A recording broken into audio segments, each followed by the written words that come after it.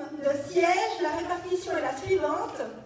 Alors 2 pour le PS, M. Théo Hugnaeli sortant avec 4183 voix. Ensuite, bravo.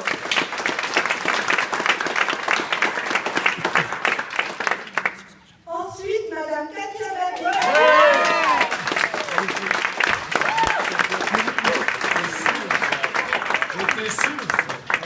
Donc, nouvellement élue avec 2620 voix.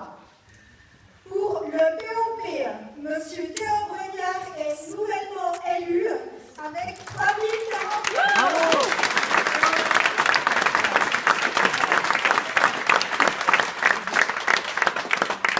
Pour le PLR, Mme Sylvia Morel, sortante, est réélue avec 2672 voix.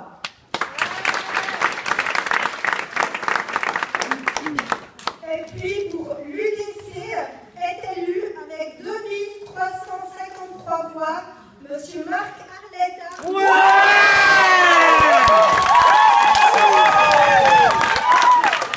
L'exécutif de la Chaux-de-Fonds, il avait face à lui de nombreux adversaires, y compris au sein de son propre parti. Aurore Chéry.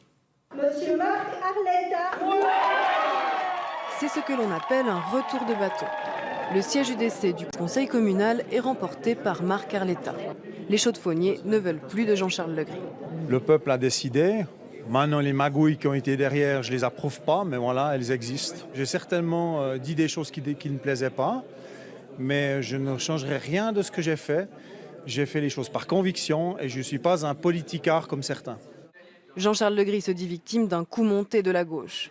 Il y a quelques semaines, le président du Conseil général démissionnait pour appeler la population à biffer le nom de Legris suite à ses propos polémiques sur le musée de l'Islam, au profit donc de son colistier.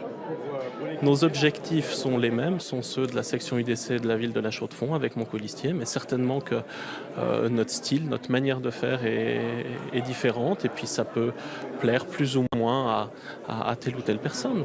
C'est en tout cas un cri de soulagement qui a résonné dans la Maison du Peuple à l'annonce des résultats, en particulier pour la socialiste Katia Babé, nouvellement élue, qui emporte le siège des Verts. C'est vrai que le stress d'être élu en était un, mais surtout aussi de devoir peut-être affronter un personnage avec qui je m'entends mal. Et on reste convaincu qu'avec un Marc Arletta, ce sera beaucoup plus facile de travailler. Et la majorité reste à gauche avec l'élection du POP Théo Brognard et la confirmation du socialiste sortant Théo Hugnaeli. À droite, Sylvia Morel conserve son siège pour le Parti libéral radical. Coup de tonnerre. En fin d'après-midi, le conseiller communal UDC sortant Jean-Charles Legris n'a pas été réélu. Roger Guignard, vous avez suivi sur place ce feuilleton politique. Oui, et à la Chaux-de-Fonds ce dimanche, on dira que la gauche a réussi un grand coup, un putsch, diront certains, celui de faire mordre la poussière à Jean-Charles Legris, bouc émissaire pour les uns, facteur de dysfonctionnement pour les autres, sur en tout cas que ses prises de position tranchées sur le musée des civilisations de l'islam ont fait douter beaucoup de son sens de la collégialité. De nombreux habitants de la métropole horlogère nous l'ont dit, un élu du conseil communal a un devoir de réserve, un respect de la dignité de la fonction. L'élu UDC, à leurs yeux, a été trop loin. Voilà donc le jeune UDC Marc Arletta élu à sa place, chef du groupe au législatif, âgé de 30 ans, l'homme est présumé plus modéré que Jean-Charles Legris, mais on le dit très ferme sur ses positions, et il faudra voir comment il s'accommodera d'une majorité de gauche très solide, à côté du socialiste Théo Hugnaeli, brillamment réélu. Sa collègue Katia Babé est une forte personnalité, et avec l'appui du POPT au Brognard, pas sûr que les compromis soient faciles à trouver. Donc, un exécutif a priori plus consensuel et une certitude, la gauche au pouvoir depuis plus de 100 ans à la Chaux-de-Fonds, mais qui a perdu un net pourcentage de voix aujourd'hui, devra imposer de très lourds sacrifices à la population, finances, hôpital, report de charges du canton. L'ardoise est lourde. Roger Guignard, merci. Il est avec nous. Jean-Charles Legris, bonsoir. Bonsoir, madame. Une éjection pour un autre UDC, votre colistier Marc Arletta. Quelle est votre première réaction ce soir ? Écoutez, pour moi, M. Marc Arletta est une personne tout à fait compétente, c'est un ami, donc j'ai aucun problème que ça soit lui qui ait été élu, bien évidemment une déception. Ce qui me dérange profondément, c'est la magouille qu'il y a là derrière, c'est ce coup monté. Monsieur Musi doit certainement être très heureux, très content. Je ne sais pas s'il peut se regarder dans la glace chaque jour avant d'aller se coucher, mais enfin, quelque part, sa façon de fonctionner est plus que lamentable.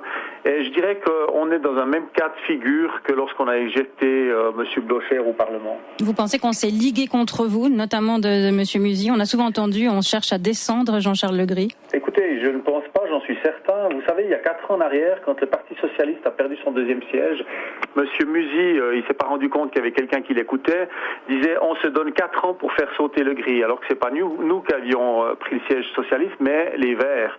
Et c'était dans son désir déjà il y a 4 ans de mettre 4 ans pour me faire sauter. Il a réussi. J'espère que cela lui permettra d'être heureux et joyeux. Vous comparez à Christophe Blocher, Jean-Charles Legris, il y a comme une différence fondamentale ici, c'est les citoyens qui ont tranché. C'est pas un parlement, c'est pas des magouilles de groupes parlementaires comme certains à l'époque on parlait concernant l'affaire Blocher. Ici, c'est le peuple. Oui, alors vous avez parfaitement raison. Il faut peut-être analyser combien de personnes étaient ce matin ont déposé leur bulletin de vote à l'Espace Cité. D'habitude, on a quelques dizaines de personnes. Là, ils étaient 150. Posez-vous la question. Le Parti Socialiste... Mais ça, c'est la démocratie, Jean-Charles Legris. Vous êtes le parti qui en appelle tout le temps au peuple. Oui, mais écoutez, vous me laissez finir et puis peut-être après, je vous expliquerai ce qu'il en est. Autrement, je vais pas vous répondre. Parce que j'ai accepté la défaite. Donc, je suis pas en train de vous dire que je remets en cause la décision du peuple. Ce que je dis, c'est que quand le Parti Socialiste, qui a toujours considéré que l'UDC c'était le diable, appelle à tracer une personne socialiste sur sa liste pour avantager un UDC, je pense que si vous appelez pas ça de la magouille, moi j'appelle ça de la magouille. Vous avez été sanctionné par vos collègues du conseil municipal à l'époque, réhabilité par le tribunal fédéral. Aujourd'hui, c'est le peuple qui vous sanctionne. Quel est votre sentiment par rapport à ce drôle de ping-pong institutionnel ? Écoutez, moi, je veux dire, j'ai été blanchi par pas seulement le tribunal cantonal, mais le tribunal fédéral et aussi par un juge extrêmement compétent, le juge Rouillet. Donc, je veux dire, voilà, maintenant le peuple a décidé. S'il souhaite ce qu'il souhaite, ben voilà, j'en prends acte.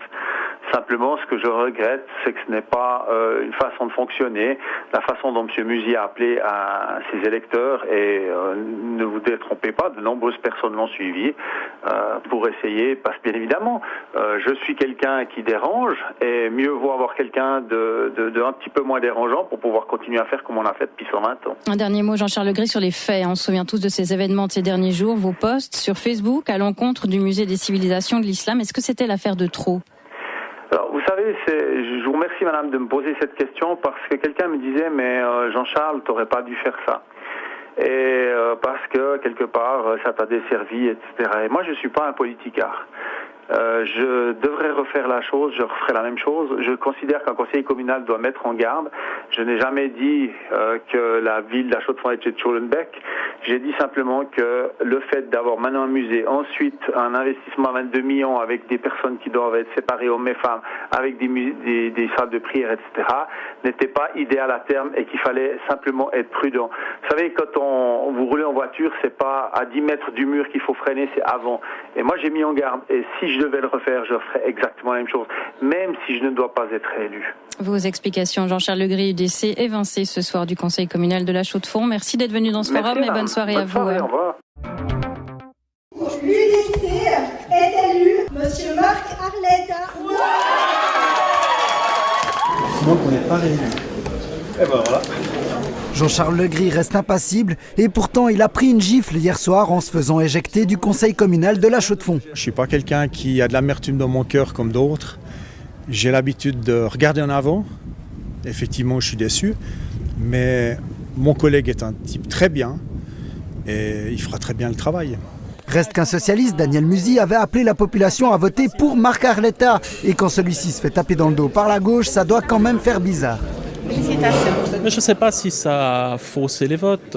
Finalement, c'est des voix qui ont été apportées à un candidat UDC, puisque c'est ce que je suis avant tout, avec un style certes différent de mon colistier.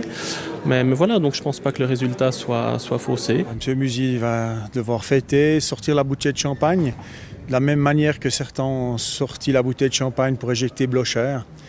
C'est lamentable. Il ne faut pas s'étonner qu'on ait que 32% des gens qui votent. Le départ de Jean-Charles Legris, qui a toutefois été élu au Conseil général, a mis dans l'ombre l'arrivée de 2 nouveaux membres du gouvernement de la métropole horlogère. La socialiste Katia Babet récupère le siège de la Verte Nathalie Schallenberger et rejoint ainsi son camarade Théo Hugnaeli.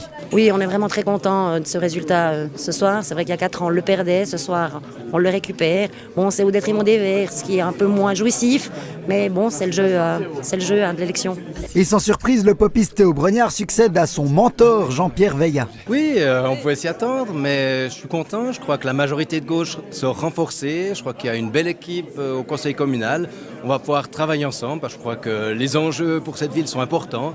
Et je crois qu'il faudra une équipe soudée. Et j'espère qu'avec cette équipe, on arrivera justement à faire que cette ville rayonne, que cette ville continue à attirer des gens, à faire plaisir. Enfin, même si elle avoue s'être inquiétée, Sylvia Morel a conservé le siège PLR. Ce groupe s'est d'ailleurs renforcé au Parlement, bien que la majorité reste à gauche.